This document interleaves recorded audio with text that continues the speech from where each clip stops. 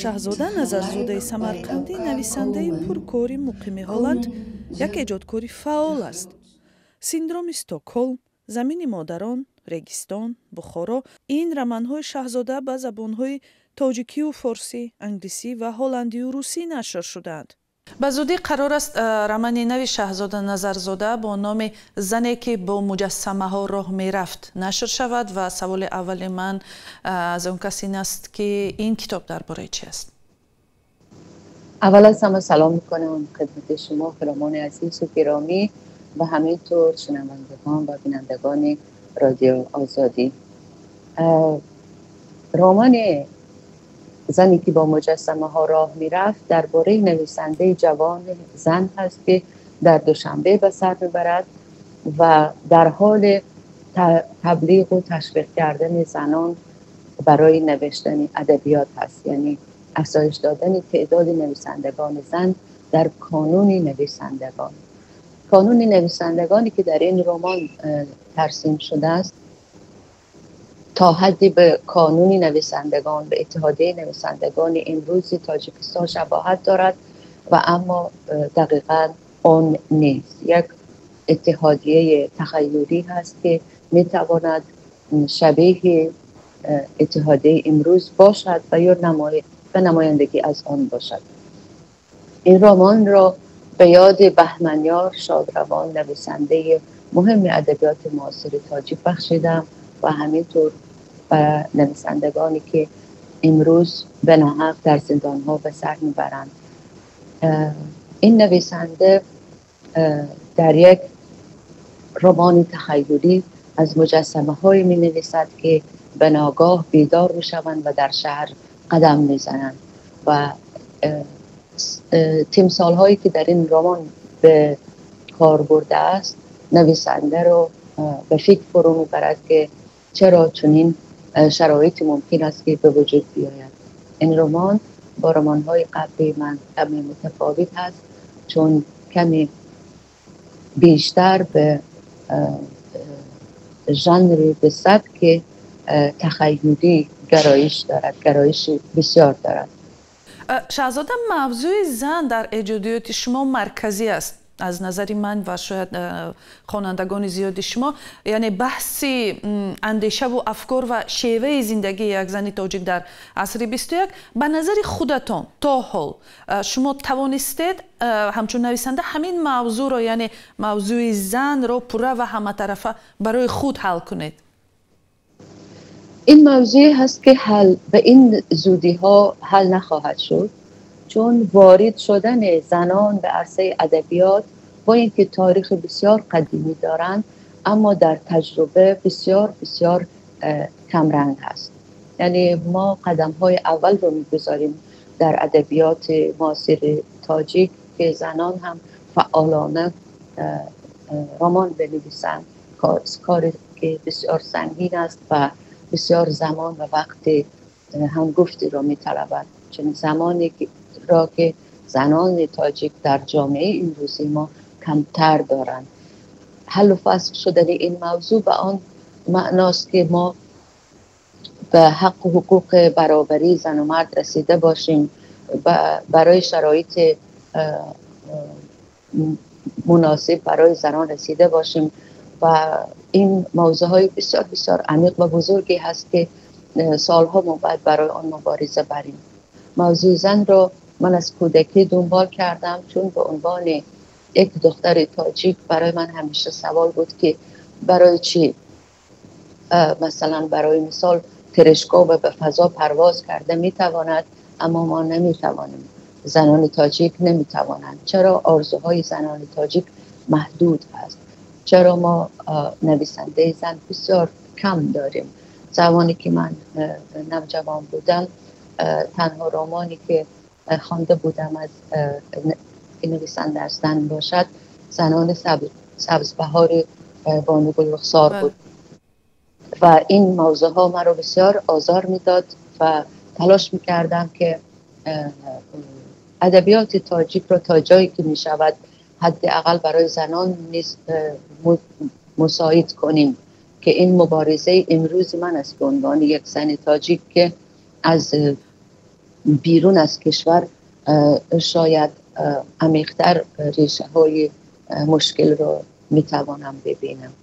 شهزاده، شما واقعا هم یک نویسنده پرکار هستید و فکر نمی کنم که روزی هست که قرار باشد و چیزی ننویسید یا در فکر ایجاد نباشید و توجه به کتابخری و کتابخوانی در جهان اروپا و غرب که شما با آن آشنایی خیلی خوبی دارید امروز تا چه اندازه زیاد است و در کشورهای مثل تاجیکستان و ازبکستان وضعیت چگونه است؟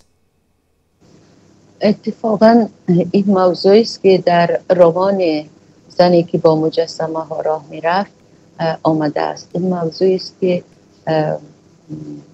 مطرح می شود که چرا ما نویسندگانمان انگیزه کمتری دارند. این به آن دلیل است که بازار کتاب، ساختارهایی که انتشارات مستقل و یا بزرگی داشته باشیم به ندرت به چشم می رسد.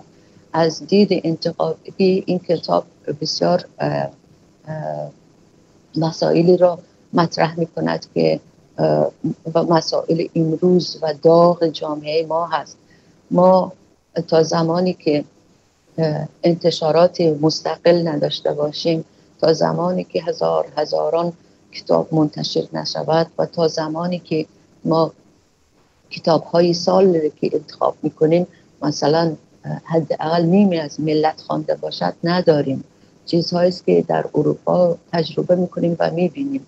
ما کتاب‌هایی نداریم که پرخواننده باشند. من از وضعیتی که نویسندگان تاجیک در داخل کشور دارند بسیار دلگیر می‌شوم، بسیار ناراحت می‌شوم که هیچ راه‌های تشویق کردن این نویسندگان امروز به چشم نمی‌رسد. چرا ما رونمایی‌های کتاب نداریم؟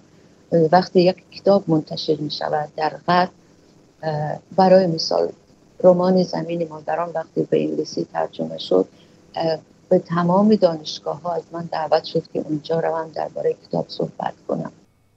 در آمریکا و در اروپا، اما در تاجیکستان و در ازبکستان ما چنین فرهنگ را هنوز نداریم. این فرهنگی است که ساختار بسیار بسیار قدرتمندی هست و از نویسنده تشویق می‌کند که پرکار باشد، کارش را جدی گیرد و همینطور برای فروش کتاب کمک می‌کند و دانشجوها رو به ادبیات شوقمند نگه می‌دارند. دانشگاه‌های ما هم باید فعال باشد. ببینید ما نویسندگان خوب بسیار داریم، اما آنچه نداریم این ساختار هست که نویسنده از کار خود راضی باشد. این یک دستاورد ملی هست. وقتی کتاب نوشته می شود و ارزش ادبی داشته باشد، آن باید در تمام رشته های حداقل ادبیات شناسی و در رشته های دانشگاهی هنری باید رونمایی شود. نویسنده بیاد درباره آن صحبت کند، به پرسش و پاسخ‌ها درگیر باشد و هم از خواننده ها بیاموزد و هم به پرسش های خواننده ها جواب دهد. این چیزی را من نه در تاجیکستان تجربه کردم و نه در ازبکستان. در ازبکستان که کارهای من هیچ هنوز منتشر نشده است، اما در تاجیکستان هم که وقتی کارهای من منتشر شد امکان رو من ندیدم. شهزاده، شاید که بر این اندیشه شما یک اپوننت پیدا شود و بگوید که خب مردم در تاجیکستان و ازبکستان سرگرم مشکلات خیلی زیادی اقتصادی هستند و فرصت برای کتابخوانی ندارند و همین گونه نویسنده ها هم که خوانندگی ندارند، برای همین مثلا این بازار مثلا بازاری چندان فعال نیست و برایشان درآمد نمیآورد. و یک چیز دیگری که میخواستم یادآور شوم، در تاجیکستان به هر حال هر سال جایزه های برای کتاب نویسی میدهند. یکی از معروف ترینش جایزه رودکی است. یعنی هر کسی که میخواهد به شما مثلا بگوید که راضی نیست با اندیشه‌تان میتوند این حرفا رو بهانه بیارد. شما با اونا چی میگوید؟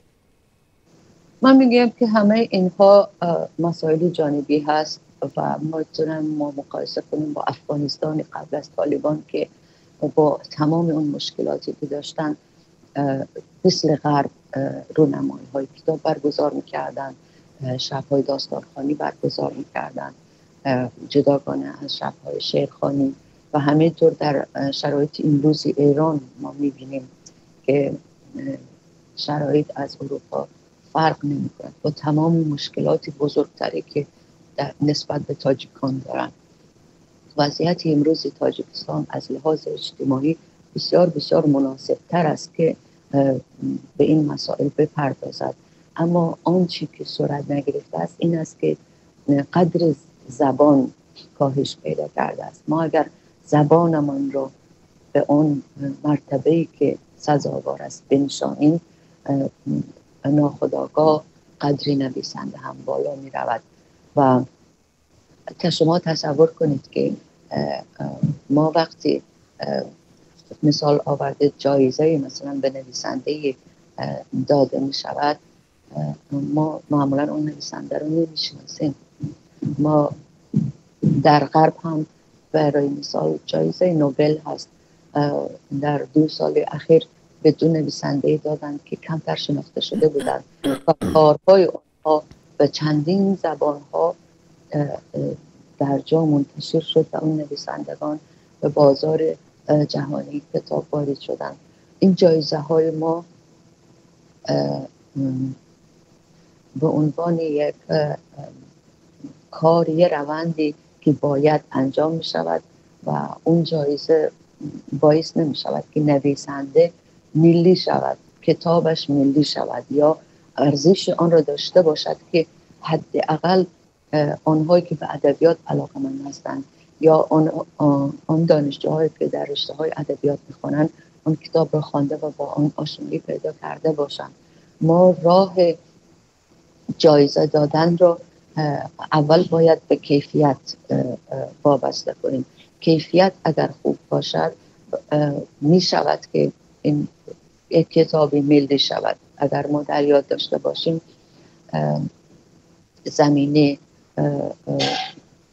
ببخشید زنان سبزبهار چقدر ملی شد و ما همه خواندیم اون کتاب را، به خصوص در روستاهای دوردست‌ترین، چون یک ساختاری وجود داشت که تیراژ کتاب بسیار بالا بود و مکتب‌ها، دانشگاه‌ها وابسته بودند و در واقع موظف بودند که این کتاب‌ها رو به دست نسل جوانتر رسانند، به خصوص به دست کسانی که علاقه به خواندن و ادبیات دارند.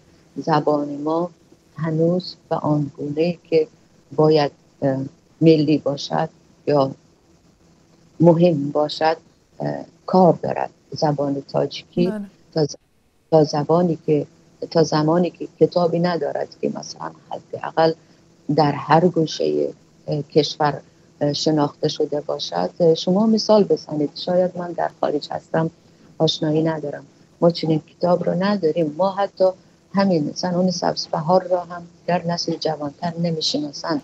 کتاب ها باید عمر مداوم داشته باشند، چاپ های مکرر داشته باشند، چندین بار منتشر شوند.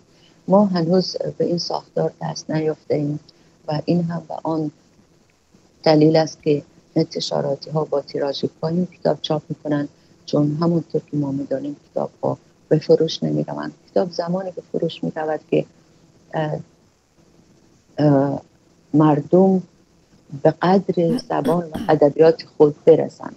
ما فکر میکنیم که اول باید وضع اقتصادی خوب شود و بعد کتابخوانی و در واقع ادبیات رو رشد دهیم، در حالی که کاملا برعکس است. تا نسل جوانتر، تا مردم ملت کتابخوانی رو اولویت قرار ندهند، وضع اقتصادی ما بهتر نمیشه.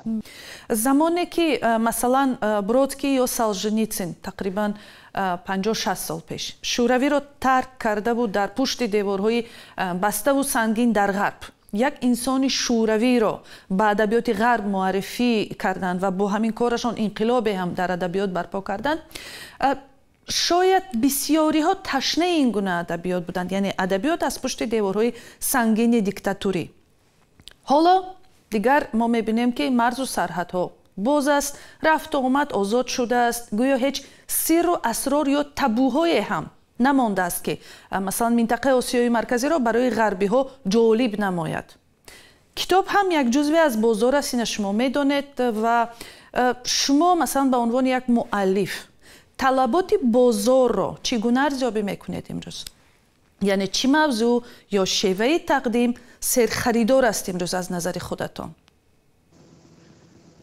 ببینید، دیوارهای شوروی ممکن است که فرو ریخته باشد، اما اطلاعاتی که ما داریم، تاریخچه‌ای که ما داریم در غرب کمتر شناخته شده است.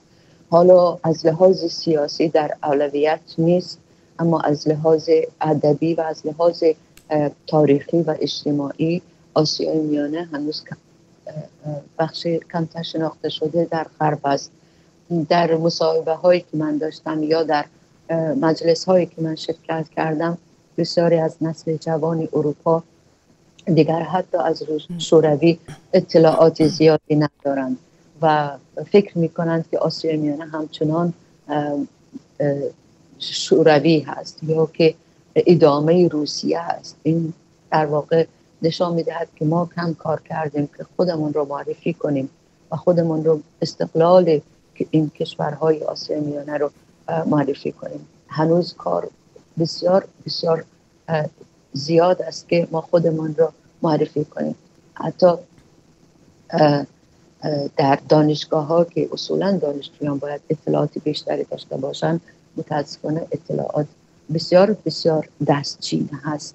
من فکر میکنم که این یک بار مسئولیت بر دوش نسل جوانتر تاجیک سوار میکند که بدانند، اول خودشان را بشناسند تا بتوانند به بقیه آشنا کنند با تاریخی که ما داشتیم.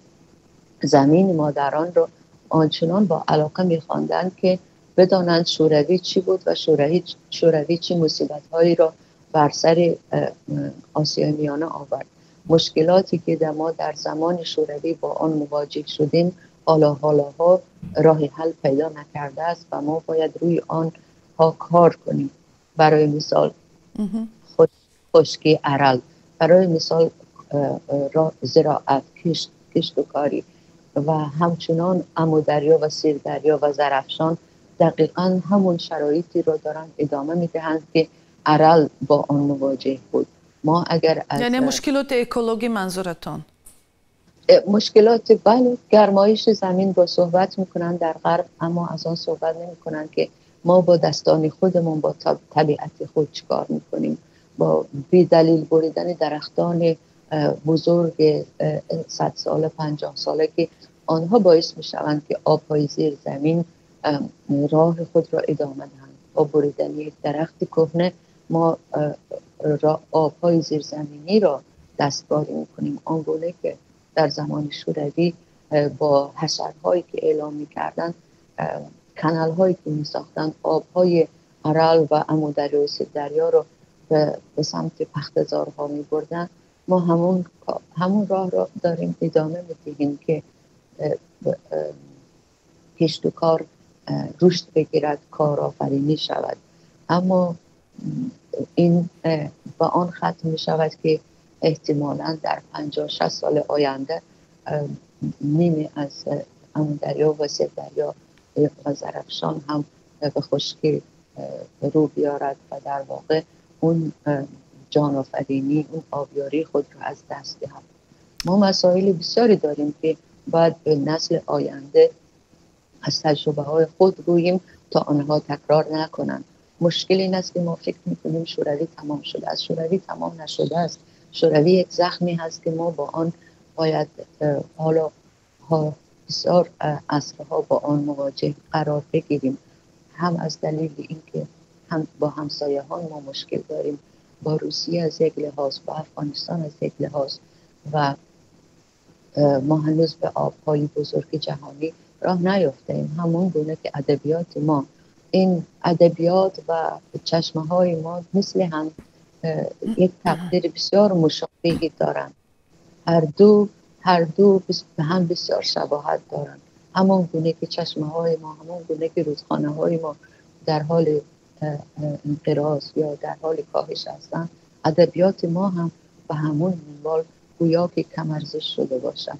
و این در واقع موضوع اصلی رمان زنی است که با مجسمه ها راه می‌رود، زنی که با مجسمه ها راه می‌رود. شاهزاده نظرزاده روزنامه‌نگار و فیلمساز هم هست و یکی از اولین کارهایش همراه با کارگردان ایرانی مهدی جامی مستند چرخ و فلک بود که اولی سالهای 2000 در تاجیکستان تهیه شد. این مستند درباره موسیقی فلک و معروفترین اجرا کنندگان آن در تاجیکستان است. در تلاش نجات تئاتر مستند به زبان انگلیسی از زحمت‌های برای حفظ تئاتر تاجیک از جمله اهورون بحث می‌کند. شاهزاده، درباره خودتان یک سوال بدهم. به نظر خودتان اگر شما فرض کردیم در سمرقند میماندید که ما میدونیم اونجا شما در دانشگاه معلمه زبان فارسی بودید، به فکر خودتان میتوانستید به مرتبه‌ای که امروز رسیده اید برسید؟ من فکر میکردم که احتمالاً فرصت هایی که من در خارج از کشور داشتم در داخل از کشور میتوانستم تا حدی به دست بیارم. از آن با اطمینان میتونم صحبت کنم، چون من از نوجوانی نثر می نوشتم و هم اعضای خانواده و هم اطرافیان من مرا تشویق میکردن و داستان و قصه های خود را به من میگفتن، غم و قصه های خود را که من بنویسم. آنها در من نویسنده رو میدیدند و من مطمئن بودم که در سمرقند میموندم احتمالاً سبک بیانم متفاوت می بود، اما غم و اندوه موضوعایی که من می نویسم بیان می شدن. در 17 سالگی من مجموعه شعر منتشر کردم. اما آن روحیه آزادی پرستی که شما در ایجادیاتتان دارید و اون تلقین میکنید به خواننده، به مخاطباتان در ملاقات‌هایتان، من وقتی به خودم نگاه میکنم، من در عرفه 50 سالگی هستم، اما خودم را همچنان یک 20 ساله احساس میکنم و سن یک چیزی نسبی است برای من. وقتی که در سمرقند بودم همچنین بودم، خودم را یک دختر آزاد احساس میکردم، چون هیچ محدودیتی من از جانب خانواده یا جامعه احساس نمیکردم. احتمالاً میتوانم بگویم من در سمرقند آزادتر بودم تا در غرب، چون در سمرقند من نیاز نداشتم به خواننده های خود از سمرقند بگویم، چون همه ما سمرقند رو میشناختیم. من نیاز نداشتم از دوشنبه از کشورهای آسیای میانه صحبت کنم، چون ما میدونستیم، ما هم فکر بودیم. احتمالاً من میتوانستم بهتر و بیشتر دستاوردهایی داشته باشم در داخل از کشور که تا در خارج از کشور، به دلیل اینکه شرایط فراهم شده بود. آنچه ما را شکست این بود که ما را از ریشه خود دور کرد، ما را آواره قاره های دیگر کرد، راهی ما را دشوارتر و دورتر کرد. من میدونم یعنی شما حالا پشیمان هستید که در اروپا زندگی رو اختیار کردید؟ پشیمانی ندارم در هیچ تصمیم هایی که گرفتم، اما میگم اگر من در داخل باقی میماندم، ما یک حوزه ادبی بسیار بسیار شاید مهمتری میتوانستیم در سمرقند به وجود بیاریم که از راه دور انجام دادن آن کار بسیار دشوار است. این حوزه هایی که در هلند امروز به وجود آمده، من میتوانستم آن را در داخل از کشور، در سمرقند یا در شهر دیگری در آسیای میانه به وجود بیارم. و صحبت‌های روزانه از ادبیات خود مثل یک دانه هست و در دل بقیه رشد می‌کند. من از اینکه در غرب هستم از بسیار شرایط‌های در واقع برخوردار هستم که نویسندگان ما امروز در داخل کشور با آن دسترسی ندارن. ببینید، ما نویسندگان ما واقعا آدم وقتی از این صحبت کند دلش خونشار می شود. هم کتاب می نویسن، هم زجر می کشن، هم از سختی های آن دست پنجه نرم کردنشان یک طرف، باز باید خودشان پول پرداخت کتاب رو دهند و بعد اون کتاب ها رو به دوست آشناها هدیه کنند. که آیا اون کتاب ها خوانده شود یا نشود، در حالی که در غرب اینجا انتشار ناشران نویسنده ها رو انتخاب میکنن، سبک آنها رو انتخاب میکنن و بررسی میکنن که کدام نویسنده رو کارش رو انتشار کنن بازاریاب هست. و اینجا کتاب های من بدون هیچ هزینه به چاپ میرسن و برنامه های رونمایی کتاب که هر بار میروم دلم بسیار بسیار امیدوار میشود که ما روزی بتوانیم چنین شرایط رو در داخل کشور به وجود بیاریم. من اگر بخواهم کتابم رو مثلا در تاجیکستان یا ازبکستان منتشر کنم باید هزینه‌اش رو خودم پرداخت کنم. این نشان میدهد که انتشاراتی های ما بسیار دستشون محدود است. این چیزی است که ما باید صحبت کنیم، در حالی که ما چرا صحبت نمی‌کنیم؟ چرا باید نویسنده خودش پرداخت کنه؟ این ناشر یعنی چی؟ ناشر این که یعنی بازاریابی کند، ناشر یعنی این که نویسنده رو راهنمایی کند، ویراستار برایش پیدا کند. ما نویسندگانمون بسیار قهرمانی میکنن. یک خصوصیت شیوه کار شما، سبک شما، آشکار بیانی، بپرده و اوریان صحبت کردن است با خواننده. مثلا صحنه در نزد آینه اوریان شده و جسم خود را آموختن دختر جوان در یکی از حکایات اولین شما در یاد من است. تصویر عشق ورزی در یکی از رمان‌هایتان. شما برای این آزادی فطریتان ضربه ها و تهدیدهای لفظی هم شنیدید، ما شاهد هستیم. اما هستند برای خود شما حالت‌هایی که بعد نوشتن یا گفتن باز اندیشه و فکر کردید و گفتید که این موضوع را من باید کمتر، نرمتر و پوشیده‌تر مطرح می‌کردم؟ به هر حال مخاطبانم در تاجیکستان و ازبکستان هم هستند. ببینید، من هر یک نویسنده یک وظیفه دارم. وظیفه من این هست که ادبیات تاجیک رو بزرگسال کنم. شرم نداشته باشیم. بزرگسالان، روشنفکران باید به پرده صحبت کنن. از مسائل زایمان یا از مسائل هر به بدن ما مربوط است یا به روابط خانوادگی مربوط است یا از عشق و عاشقی، اینها یک موضوعهای پیش پا افتاده است. از نظر من ما باید به پرده صحبت کنیم تا ادبیات ما بزرگسال شود، تا ادبیات ما قابل برابر کردن با زندگی امروز ما باشد. اون چی که زنجیر شده بر پای ادبیات ما و آن را نوجوان نگه داشته است، همین شرم هست، همین خودسانسوری هست.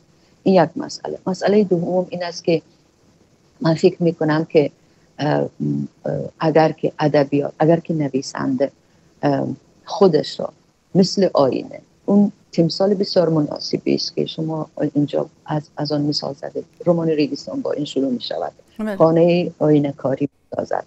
یعنی من هم یک انسان هستم و اگر نتوانم خودم در برابر آینه، در برابر خودم بایستم، پس در برابر چی میتونم؟ ما ادبیاتمون رو از این حالت نوجوانی باید خارج کنیم. ادبیات ما باید هم از لحاظ زبانی، هم از لحاظ بیان و هم از لحاظ محتوا باید بزرگسال باشد. شما باور کنید که ادبیات ما مثلا به سن تقسیم نمی شود. اینقدر ادبیات ما نوجوان هست که 10 ساله هم میتواند کتاب بزرگسالان رو بخواند یا بزرگسالان هم میتونن کتاب نوجوانان رو بخونند. در این به آن دلیل است که جامعه تاجیک، ادبیات معاصر تاجیک در حال نورسی هست، یک نورس هست. ما ادبیات بزرگسالانه نشده است. من وظیفه خودم میدانم که مثل یک بزرگسال بنویسم، نه مثل یک نوجوان آرزومندی که سطحی از روی آب میگذرد، بلکه در آن غرق شود. یک موضوع دیگری که میخواستم در این باره حتما صحبت کنیم، به قول خودتون میانه یا عمومی کردن زبان فارسی برای خوانندگان در تاجیکستان و ایران و افغانستان، چرا این موضوع به اندیشه شما امروز بسیار مهم است؟ من از نویسنده های افغانستانی و ایرانی بسیار آموختم، بسیار نوشته آنها را هم خواندم. آنها هم مسائل خودشان را دارند که من با دیدی مقایسه‌گری خودم که این توانایی رو به هر حال ما داریم، از همه ما تاجیک‌ها، چون دوران شوروی رو از سر گذراندیم و حالا مثلا نسبتاً جامعه ما آزادتر از جامعه ایران و افغانستان است. در نتیجه ما اشکال‌های ادبیات آنها را هم می‌توانیم ببینیم. زبانی که من تلاش میکنم با آن نویسم یک زبانی هست که مثل ادبیات کلاسیکی ما تماما نباشد، هم تا حدی برای همه فارسی زبان ها هر سه شاخه قابل فهم و درک باشد، احساسی بیگانگی نکنند. من معتقد هستم که زبان فارسی هم در یک مرحله قرار دارد که زبان انگلیسی آن را سالها پشت سر کرده. زبان فارسی باید عمومی بشود. زبان فارسی میانه ما می نویسیم، ولی ما زبان فارسی مشترک باید به وجود بیاریم، همون گونه که روشنفکران ما در جلسه های دانشگاهی در همایش‌ها با هم صحبت میکنن و همدیگر رو درک میکنن. مردم عادی نیز باید بتوانند با همدیگر ارتباط برقرار کنند که ما در این 30 سال تجربه کردیم که حتی مردم عادی هم گوشهایشون با لهجه های همدیگر آشنا شد. ما همدیگر فهمی بیشتری داریم چون یک فرهنگ داریم، یک تاریخ داریم و اگر ما اصطلاحات محلی خود را یک کمی آگاهانه دسته‌بندی کنیم با کمال روانی میتوانیم ادبیات مشترک داشته باشیم. اگر که ما سیاوشان خانم دانشور را به خط کریلی برگردانیم و در تاجیکستان منتشر کنیم یا نوشته های دولت آبادی را، مردم عادی تاجیک با آن ارتباط برقرار نمی کنند. همان گونه که من تجربه داشتم سرمده بهمنیان را، شاهکار ادبیات تاجیک را به خط فارسی برگرداندیم. البته استاد سفر عبدالله این کار رو کردن، اما دست خواننده های زیادی نرسید چون احساس کرد ایرانیان، خواننده های ایرانی احساس کردن که این زبان بسیار محلی هست. از این لحاظ میگویم که سبک بیانی که ما باید به کار بریم زبانی باشد که همون در مهمانی ها میتوانیم با هم صحبت کنیم در دیالوگ. بعضی دیالوگ و راوی در ادبیات فرق میکنند. راوی میتواند زبان خود را داشته باشد، اما دیالوگ ها ما باید اینقدر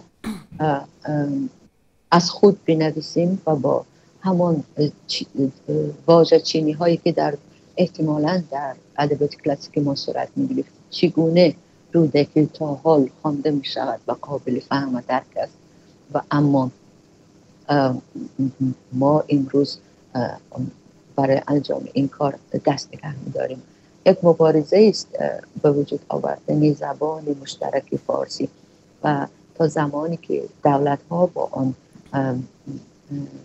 پشتیبانی که لازم است و پیش نیایند، روشنفکران یا نویسندگان به تنهایی راه بسیار درازی رو باید رود. دخترانی تاجیک که حالا این صحبت شما رو میبینند و شما رو از دور میشناسند،